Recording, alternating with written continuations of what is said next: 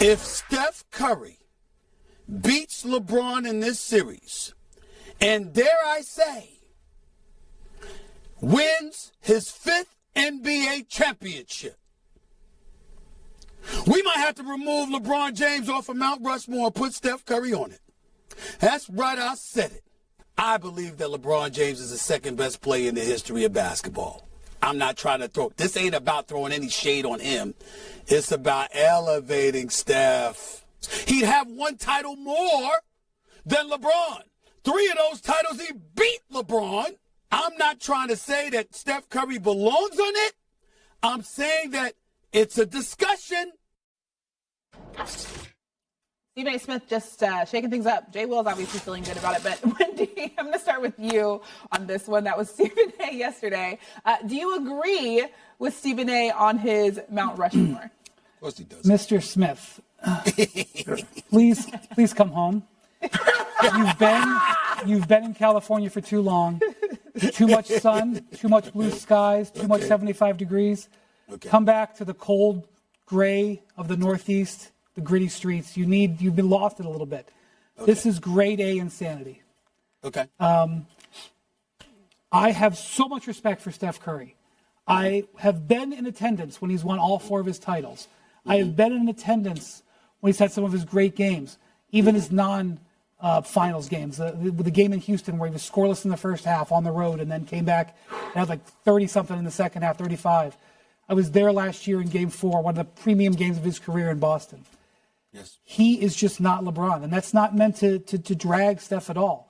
To me, and I've been a big believer of Steph as a top 10 all-time player for a while. To me, when you think about someone with 4 titles, 2 MVPs, and a Finals MVP, you're talking about a list of like 5 or 6, 7 names. You know, names that you already have talked about. You know, Kareem, Magic, Russell, Jordan, LeBron. Tim Duncan, I believe, is on that list. That is definitely where Steph belongs. And I know top 10, it's like, who do you take out or whatever. Steph has changed the game. But what I had an issue with was you giving Steph credit for his titles coming over LeBron, as if that was a level playing field. It's never been a level playing field. Maybe this year, right now, is the first time that LeBron has had a team that has actually been straight level with the Warriors, or very, very close to it. And even still, the Warriors were slightly favored coming into this series. I can't see it. I can't see. I mean, and I don't think it comes to this series. I don't think this series decides it. I think LeBron's legacy is in that rock. That rock is not changing.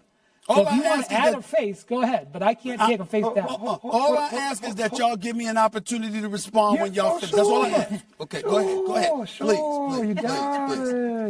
Please. Let me handle one thing off the top before I address you, Mr. Stephen A. Smith. I'm sitting in your chair today. I feel the power. Feel it? Can we first off just stop with the Mount Rushmore talk? They're not even the 4 best presidents this country has ever had. Everyone in this room was not even able to vote. I just want to say that off the top. That's our metric for success. That's our king. I'll leave that conversation for another day. We just use it as a metaphor. I got it. I just had to. I'm with you. I had to say it. I'm with you. Okay. I'm with you. Now to you. I've been waiting to say this line to you for so long. Stay off the weed, Stephen A. You know how I know you? I need to try something. You know how I know when you get clickbait? You get people talking. You didn't even make the claim that he is going to be in the top 4 of the Mount Rushmore. You just said, the discussion. The discussion, kudos to you, elevates everybody to talk about it. You didn't even make the stand by saying if he's going to win his 5th NBA championship, he's going to be on the list. But let me just tell you why, and I love Steph. I say Steph has been a revolutionary player in the history of basketball. I agree with Wendy. I think he's top 10. I think before it's all said and done, he will inevitably be in the top 5. But LeBron James is one of the 2 greatest players we've ever seen in the history of the game.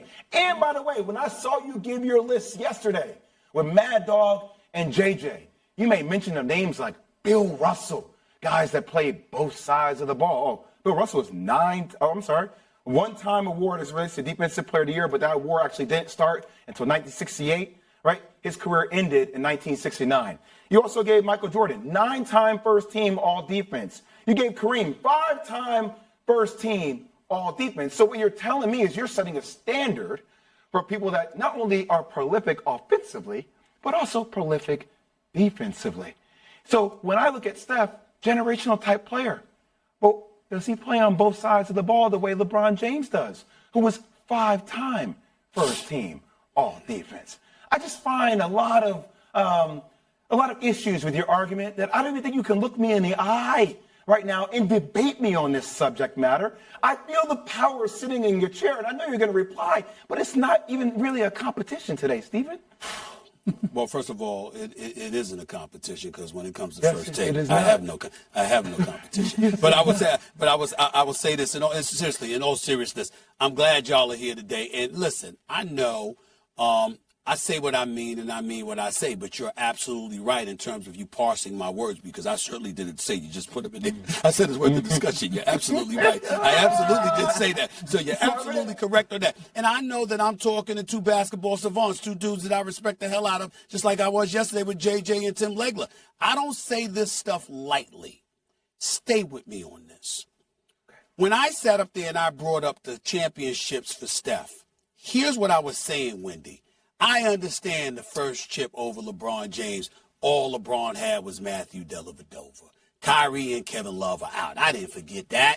But I also didn't forget that damn stimulus package the NBA gave LeBron James when Golden State had gone up 3-1 in Cleveland and was going back to the Oracle, which, by the way, I miss y'all so much at the Oracle. I appreciate the Chase Center, but my God, I miss the Oracle, okay? Nothing's like the Oracle.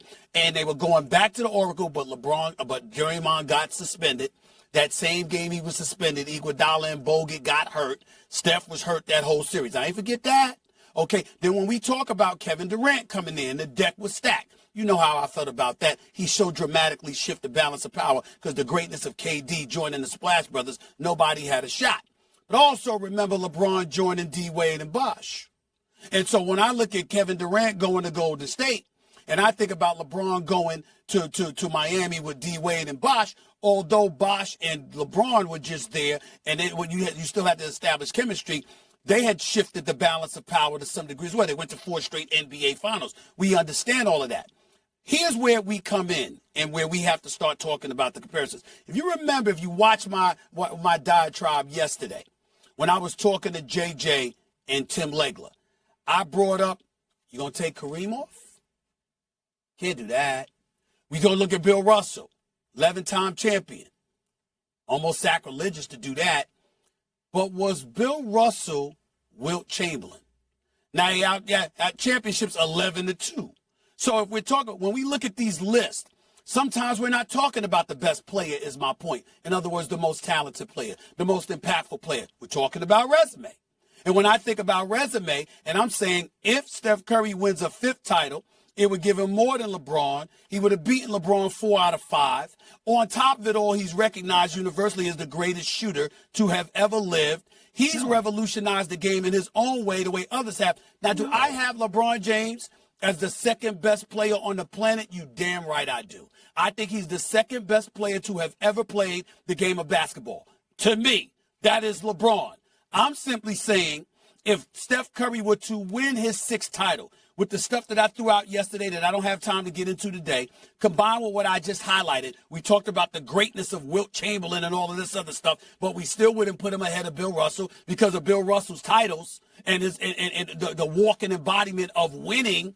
I'm just looking at it from the standpoint, do we summarily ignore the greatness of Steph Curry? 1 minute we're having a discussion as to whether or not he's the greatest point guard that's ever lived because how he's revolutionized the game, and on top of it all his titles, and on top of it all his impact on the game, his marksmanship, and we say that over Magic Johnson. Well, we're going to have a debate about it being over Magic Johnson. How come we can't have a debate about him belonging on the Mount Rushmore of basketball with somebody else getting removed? What are you even talking about? I'm just saying, how come we can't do that? Okay. Steph Curry is 3-1 against LeBron James in the NBA Finals. However, LeBron has Steph in every other category, pretty much. Say that again. Jay Will. Not 3-point shooting. Stephen Curry is 3-1 against LeBron in the finals. However, LeBron James